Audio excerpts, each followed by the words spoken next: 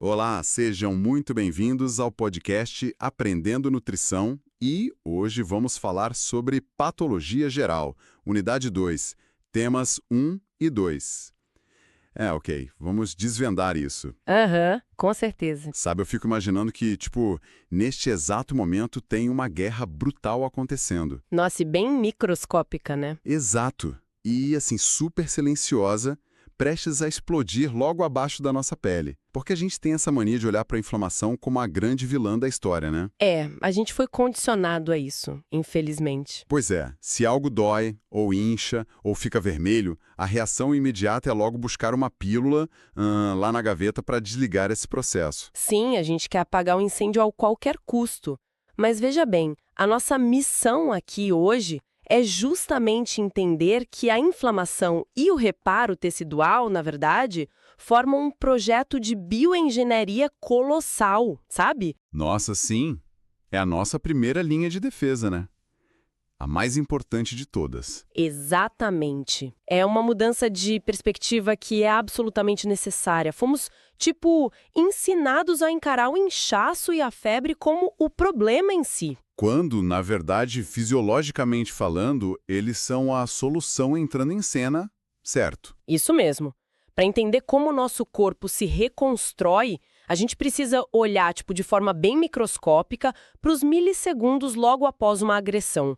Pode ser uma farpa no dedo, uma queimadura química ou até uma invasão bacteriana. Porque o sistema biológico não tem o luxo de parar e ficar analisando a situação, né? De jeito nenhum. Ele dispara um alarme imediato. É uma resposta apática, inata, e que a gente chama de inflamação aguda. E o que eu acho fascinante, muito doido mesmo, é que os manuais de medicina humana sabem disso há milênios. É verdade, desde a antiguidade. Lá no século I, sabe, muito antes de existir qualquer microscópio, um romano chamado Celso já tinha mapeado isso. Ele descreveu os 4 sinais cardinais dessa resposta. Os famosos sinais clássicos, né? Isso. O rubor, que é aquela vermelhidão, o calor, a dor e o edema. Olhando para a biologia por trás disso, parece que o corpo está ativando um sistema de emergência de uma metrópole inteira ao mesmo tempo. É uma analogia perfeita. O calor e o rubor são literalmente as sirenes piscando, né? Exato. E o inchaço é a cavalaria pesada chegando no local. Mas assim, eu queria entender melhor o mecanismo. Por que, a pele fica imediatamente vermelha e quente? Então, tudo se resume a uma questão de logística vascular, sabe? O tecido lesionado tem umas células sentinelas, tipo os mastócitos, que na mesma hora liberam mediadores químicos. Aquela tal de histamina? Exatamente. Essa mesma. A histamina é a grande estrela aí. Ela bate lá nos vasos sanguíneos locais e dá ordem para eles sofrerem uma vasodilatação. Ah, então eles se abrem mais. Exato. E essa vermelhidão, o rubor, é uma coisa puramente física. Tem muito mais sangue acumulado ali naqueles capilares do que o normal.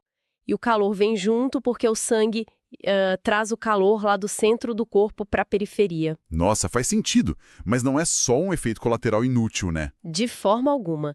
Na biologia celular, quando você aumenta a temperatura local, você acelera a cinética das reações. Um ambiente mais quente faz as células de defesa trabalharem no ritmo muito, mas muito mais rápido. Caramba, é tipo otimizar o motor da máquina imune.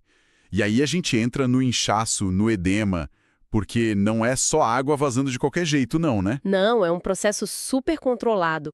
A histamina não só alarga a rua, digamos assim, ela também abre uns buracos no asfalto. Abre buracos, como assim? Acontece um aumento da permeabilidade vascular. As células que revestem esses vasos, as células endoteliais, elas literalmente encolhem um pouquinho. Isso cria uns espaços, umas frestas entre elas. Entendi. E é por aí que as coisas vazam para o tecido? Isso. O plasma sanguíneo, que está cheio de proteínas de defesa e anticorpos, inunda o espaço extracelular. É justamente esse fluido que causa o inchaço. E o objetivo principal desse vazamento é, diluir as toxinas que a bactéria invasora está soltando ali na área, né? Exato. Mas o show de verdade acontece logo depois com a diapedese. Ah, sim.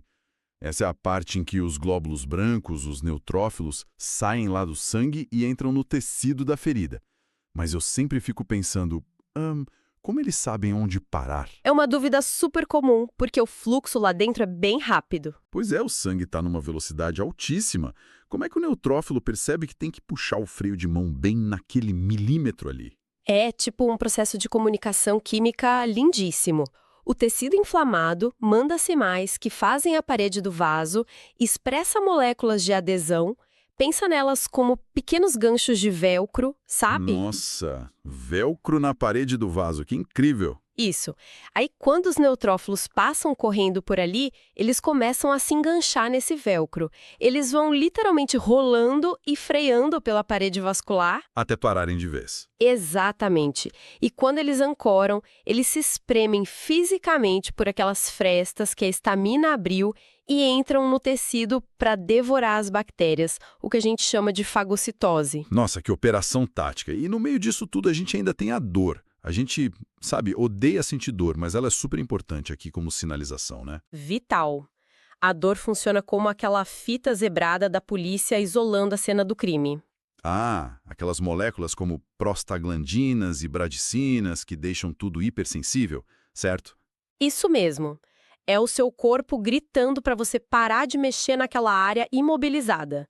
Porque se um corte no dedo não doesse, você continuaria mexendo normalmente. E aí ficaria rasgando o tecido ainda mais, empurrando as bactérias mais profundo, direto para o sangue. Exato. Sem essa dor aguda para forçar o repouso, um arranhão bobo poderia virar uma sepse fatal em poucos dias. A inflamação aguda é a pura essência da sobrevivência imediata. Rápida e agressiva, feita para acabar logo, não é? O neutrófilo entra, faz a faxina pesada, morre e pronto. Esse é o cenário ideal que a gente espera. Mas aí é que eu travo. Se essa inflamação aguda é um esquadrão de elite tão fera, por que existem feridas e inflamações que duram anos? O que acontece quando o invasor não morre de jeito nenhum? Aí, quando essa eliminação inicial falha, a gente entra no território sombrio da inflamação crônica. E é uma mudança drástica de cenário. Porque a aguda dura algumas horas ou dias, né? Sim, mas a crônica pode durar semanas, meses e às vezes a vida toda do paciente. E a maior mudança é no perfil dos nossos soldados lá no campo de batalha. Os neutrófilos saem de cena? Eles saem, porque eles têm uma vida útil muito curta. Quem assume o fronte agora são os macrófagos e os linfócitos. Tá, mas os macrófagos são células gigantes que comem os detritos. Se eles são ainda maiores e mais fortes, por que eles não resolvem a infecção logo de cara? Porque na inflamação crônica, o agente agressor geralmente é um micro-organismo que desenvolveu truques evolutivos para não ser digerido de jeito nenhum. Vira meio que um impasse, então. Uma guerra de trincheiras prolongada. Perfeito. O corpo fica tentando destruir o invasor e, ao mesmo tempo, já tenta consertar o estrago do tecido. É um ciclo infinito de destruição e reconstrução batendo cabeça simultaneamente. Isso me lembra muito o caso da tuberculose.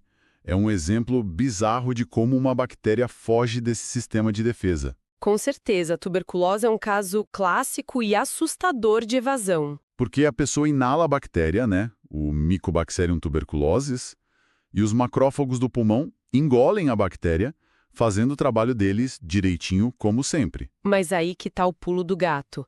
A bactéria atua como um cavalo de Troia microscópico lá dentro do macrófago. Normalmente, a célula prende a bactéria numa bolsinha interna. O fagossomo, né? Isso. E aí ele funde essa bolsa com o lisossomo, que é cheio de ácido para dissolver a bactéria. Só que a tuberculose produz umas proteínas que simplesmente bloqueiam essa mistura. Mentira. Então ela fica morando viva lá dentro da célula que devia matar ela. Exatamente. Ela passa a viver e se multiplicar no maior conforto dentro da própria célula de defesa. É um sequestro celular.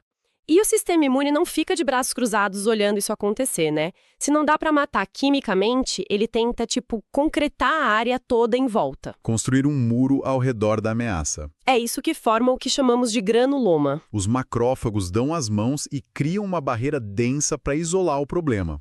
Só que o preço disso para a arquitetura do pulmão é gigantesco. Altíssimo. Aquele espaço que antes era fofinho e fazia a troca de oxigênio vira uma massa dura e disfuncional. E a gente vê um impasse bem parecido acontecendo no fígado com o vírus da hepatite C. No fígado o vírus fica lá escondido e se multiplicando de boa nas células, aí o sistema imune percebe, ataca e destrói o próprio fígado tentando matar o vírus, né? E depois tenta tapar o buraco da destruição com cicatriz. Essa cicatriz é o que a gente chama de fibrose no tecido. E vira um ciclo interminável, né? Morte celular, inflamação e joga colágeno em cima de novo. Exatamente. E décadas desse ciclo desordenado substituem a textura lisinha e macia do fígado por nódulos de cicatriz super duros. É a definição clínica da cirrose. O órgão entra em colapso total. Aqui é onde a coisa fica realmente interessante, mas de um jeito super trágico, porque o nosso sistema de defesa acaba virando o vilão da história, não é? Sim, ele se sabota por excesso de zelo. O corpo fica cego, lançando arma química sem parar, para combater o inimigo invisível e destrói a própria casa no processo. Se a gente conectar isso ao cenário geral, os macrófagos são os grandes culpados aí. Para recrutar mais reforços e manter o cerco, eles soltam uma enxurrada de citocinas inflamatórias sem parar. Que a longo prazo funcionam tipo um ácido, derretendo tudo em volta. Exato. Eles degradam ativamente a matriz do tecido saudável e tornam o microambiente totalmente tóxico para as próprias células do organismo ali. Caramba, que tenso! Então, pessoal, antes de prosseguirmos com o podcast, que por sinal está top, queremos saber de vocês se as informações deste conteúdo estão sendo úteis e relevantes para os seus estudos. Deixa lá nos comentários. Ah, e aproveitem para clicar no gostei e se inscrever no canal. Isso ajuda demais a manter esse projeto. Beleza? Ok, então vamos continuar. Vamos lá. Bom, imaginando aquele cenário ideal, em que o sistema imune venceu a batalha inicial, ou pelo menos isolou tudo com sucesso. A poeira baixa, né? Aí vem a fase da limpeza e das obras de fato. O reparo tecidual. A reconstrução civil do corpo humano em ação. Exato. E para entender como essa cicatrização acontece, a gente precisa olhar para a fundação da coisa toda, que é a matriz extracelular, a famosa MEC. Olha, a matriz extracelular é talvez a estrutura mais subestimada de toda a biologia. A maioria das pessoas acha que é só uma cola passiva preenchendo os espaços vazios. Mas não é só isso, né? É um andame super inteligente e complexo de proteínas. É uma rede tridimensional e biomecânica altamente sofisticada. Tem colágeno, elastina, glicoproteínas e ela funciona como um painel de controle de verdade. Ela dita ordens muito rígidas para as células. Tipo, mandar a célula parar de se dividir ou dizer para onde ela tem que ir. Exatamente isso. Ela aprisiona fatores de crescimento e dita que tipo de tecido os operários têm que formar em cada milímetro ali. E falando em operários, a equipe de obras que o corpo manda é muito fascinante. A gente tem primeiro os fibroblastos, que são, sei lá, os pedreiros da obra de reconstrução. Ótima analogia. São eles que fabricam os tijolos e o cimento. Eles sintetizam o colágeno e a fibronectina para começar a tapar a cratera que a lesão deixou na pele. Só que pedreiro nenhum trabalha no escuro sem material chegando, né? Não mesmo. Eles precisam de uma infraestrutura logística profunda. E é aí que entram as células endoteliais, que agem como os encanadores, refazendo toda a rede de água. Ah, elas recebem aquele sinal químico poderoso VEGF para criar novos vasos sanguíneos, a tal da angiogênese, certo? Isso. Elas formam novos capilares que começam a brotar para os lados igual raiz de planta, buscando água na terra para irrigar a ferida e nutrir os fibroblastos. Enquanto a base ganha água e suporte lá embaixo, a gente precisa de um telhado para o ferimento urgente. Aí os queratinócitos deslizam lá das bordas da ferida para cobrir a superfície, fazendo a reepitelização. E tem mais uma célula operária que parece pura ficção científica. Os miofibroblastos.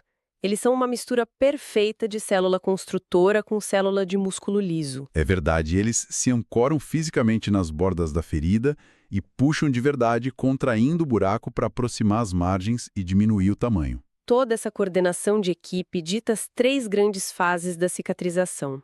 Tem a fase inflamatória da limpeza, que a gente já discutiu. Aí entra a fase proliferativa, que é a obra pesada de granulação. E depois a de remodelação. Isso. Na fase proliferativa é quando a gente vê aquele tecido vermelho vivo e úmido no fundo do machucado. O tecido de granulação. Ele é rico em vasinhos recém-formados e um colágeno tipo 3. Que é um colágeno mais rápido, mas meio desorganizado e fininho. Exato. E por fim vem a fase de remodelação, que é lenta e pode durar mais de um ano para se consolidar. O que me leva a uma dúvida muito boa que sempre tive. Qualquer pessoa que já passou por uma cirurgia ou teve um corte profundo percebe isso.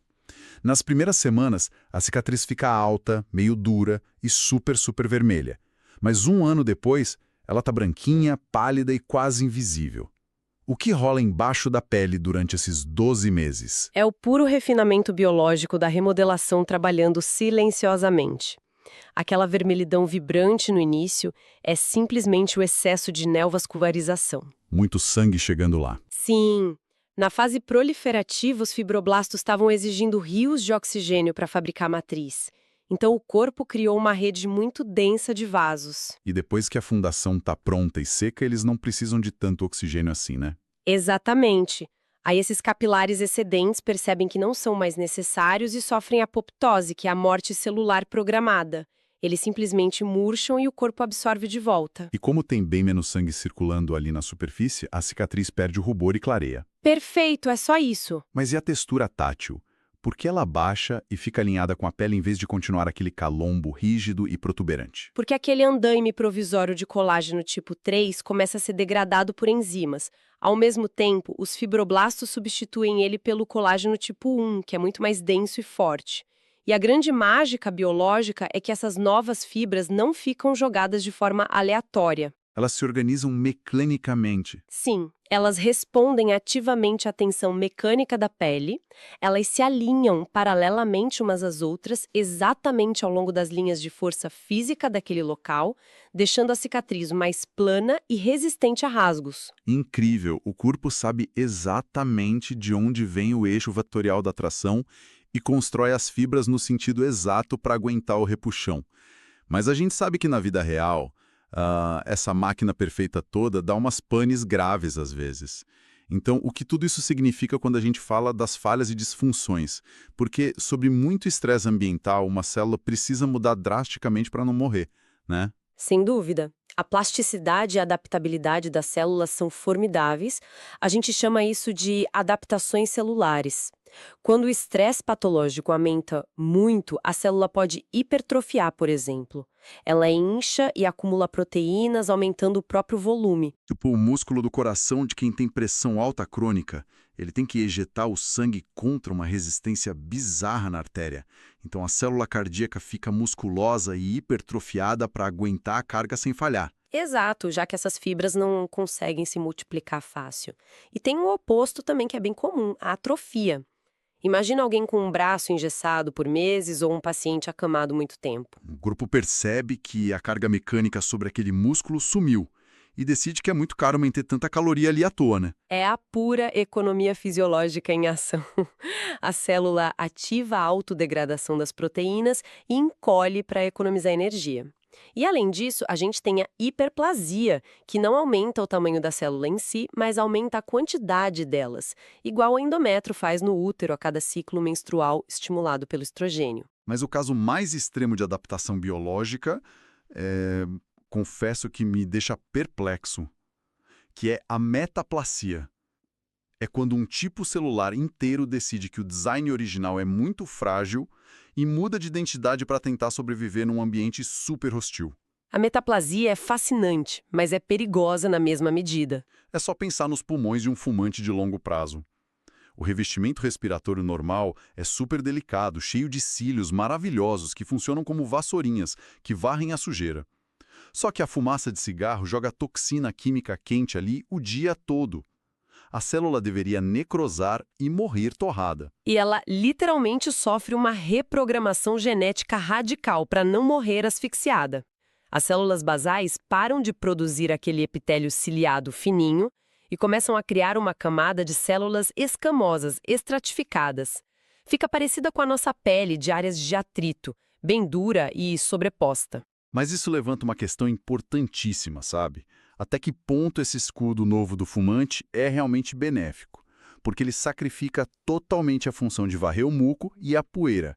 É por isso que o fumante tem aquela tosse crônica clássica, né? Com certeza. E tem um problema estrutural muito mais obscuro.